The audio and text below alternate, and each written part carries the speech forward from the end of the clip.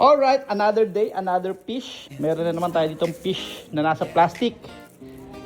So ilalagyan na natin dito sa monster tank.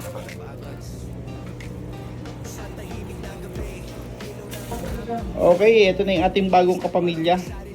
Isa lang naman tong Indo Tiger na kulay black.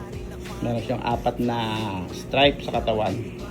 At isasama natin siya dito sa monster tank.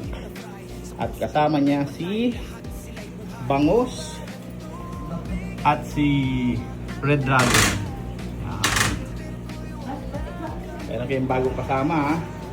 Kulay yellow yung tubig dahil kulay yellow yung ilaw. Kailangan natin palitan yung ilaw ng puti. Ano, excited ka na sa bago mong tankmate? Dragon? Okay, i-activate na natin. Balik natin dito sa taas. I-activate natin. Para maano niya yung tubig. Yan.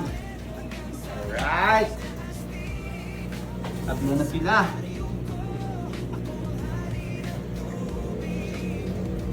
Yan o, siya si Black Mamba.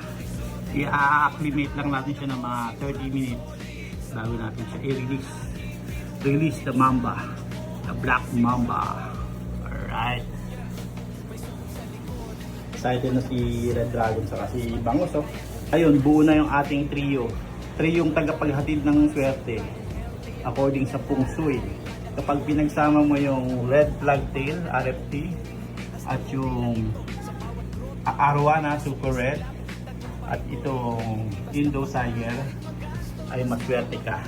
Suswerte ng inyong buhay ng mag-anak according sa Feng Shui. Kaya alright na. Sana swertihin na tayo, diba? Red Dragon.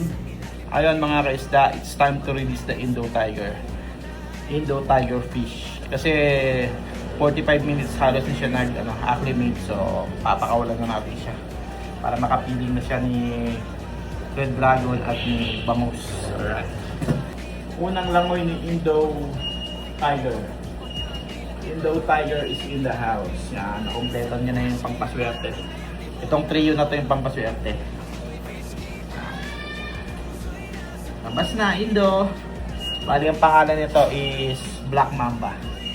Black Mamba, labas na. Alright. Ito na si Black Mamba. Welcome to the club. Wow. Nice. Ayan na oh. Si Black Mamba oh. Hello Black Mamba.